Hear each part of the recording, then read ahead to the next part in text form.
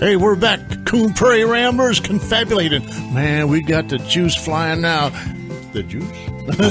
Well, we're really confabulating. The juice is on the loose. Eggnog is just stirring now. And we're going to be talking about the if bomb.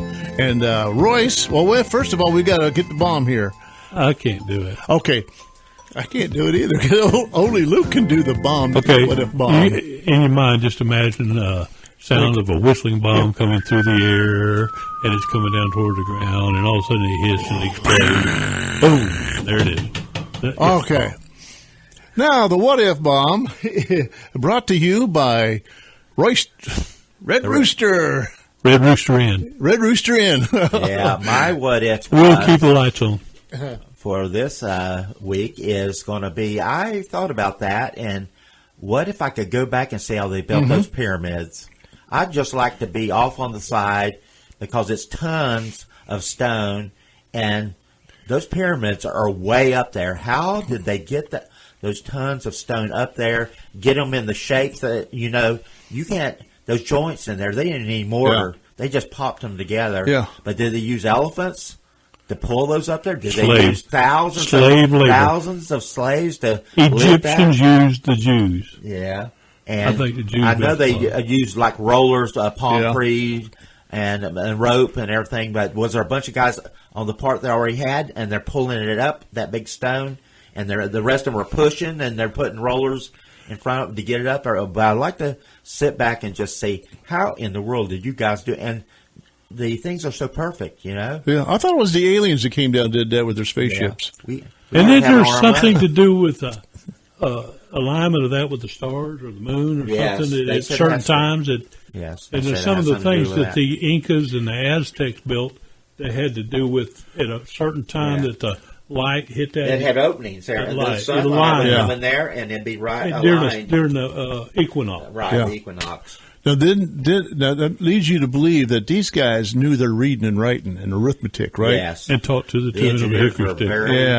Very good. Do you buy this thing where we are devolving, or we were once really smart, like back in the Egyptian days, and we're devolving?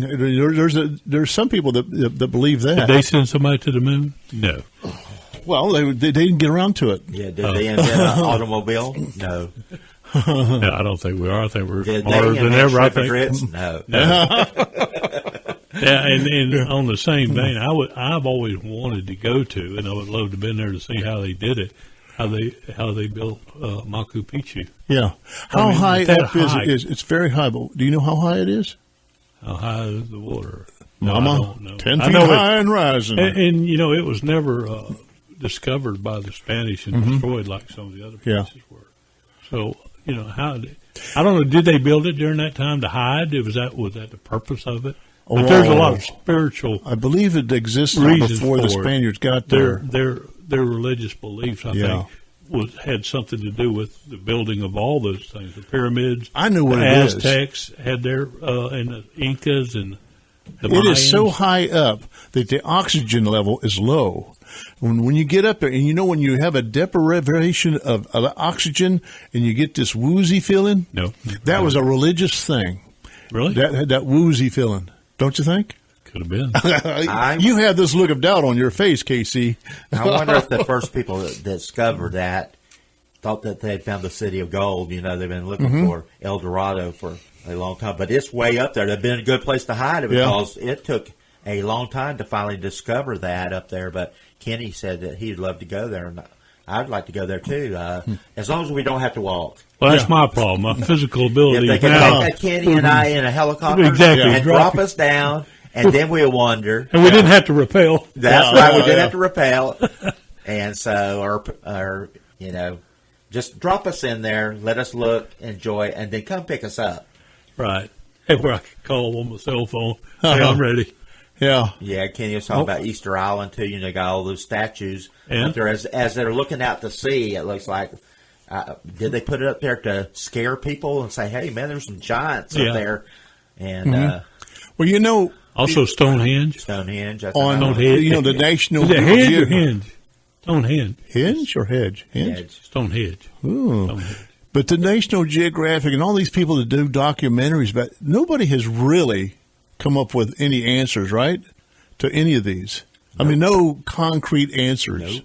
And you know, there's some places also in South America that look like landing strips. Yes. And they say you can't stand anywhere on the ground and look at them and realize that. Right. You have to be elevated to see that. And there was no way for them at that time to be elevated to see it. And how could they visualize how to make that, and to make it look, it's amazing. So that was for the ancient astronaut. Oh, you're coming back to my theory, huh? No, actually, that's not my theory. I don't believe in that, but it's fun to talk about. Yeah.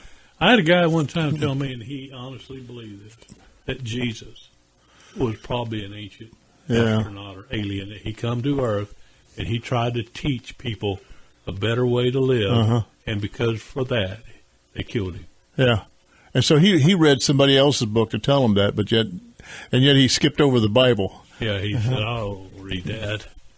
Yeah. Yeah, well, but it is amazing. And even Solomon's Temple, they wonder, well, where did they get the materials for his, and they have looked and they've found area, but the area they found that the material could have come from was a long ways away.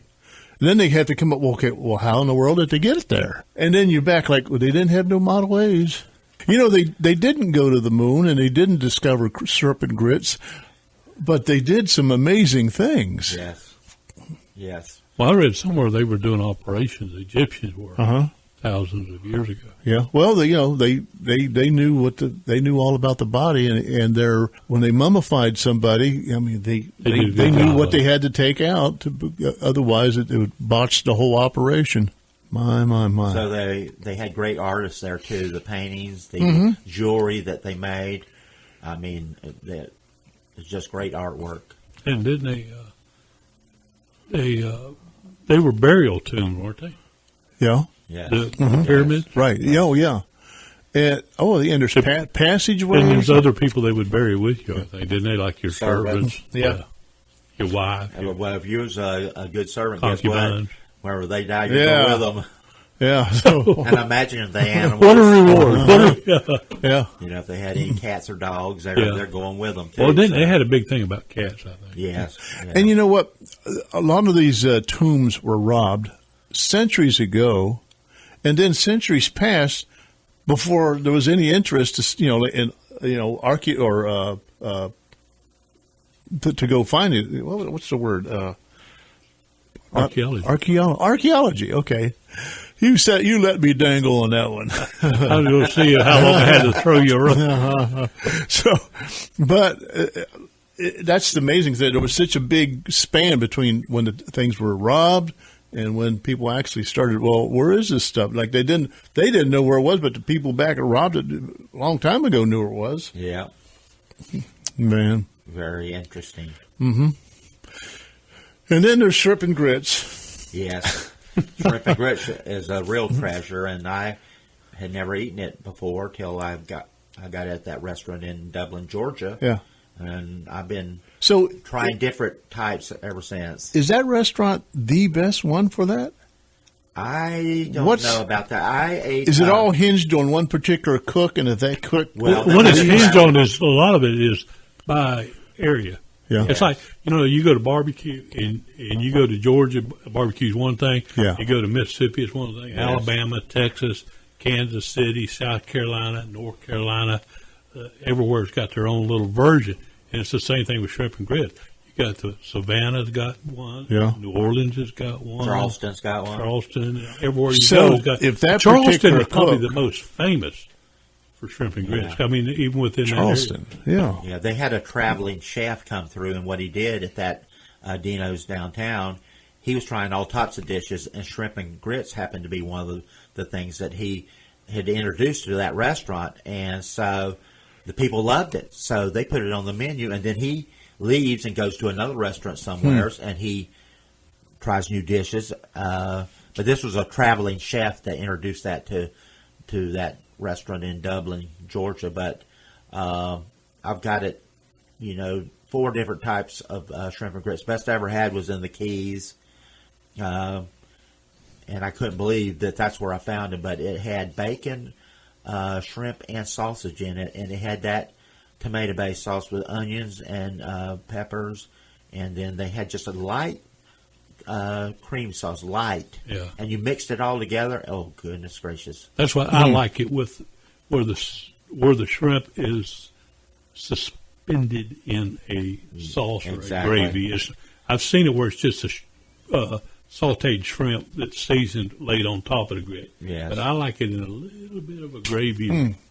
Yeah, but Mel went with us on a little vacation last year, and so I introduced Mel to shrimp and grits. And so a lot of people don't think they'll like it. They won't even try it, but once they try it. You're sort of the international ambassador. I guess I should. The southern ambassador. They have a shrimp and grits festival in Georgia every year, but I'm going to go to that one year just to see the different types that they have. You know, speaking of festival, I would love to travel around going to festivals. Yes. Different, that'd be oddball. Fun. Yes. Like they have a cornbread festival somewhere up in Tennessee. I'd like to go to that and have a mule festival, or they've got an okra festival. They've got what do you do with mules? Sweet potato festival. A mule festival. They show them what all the the mule will do. Mules can dance and they do a lot of things. They play the harmonica.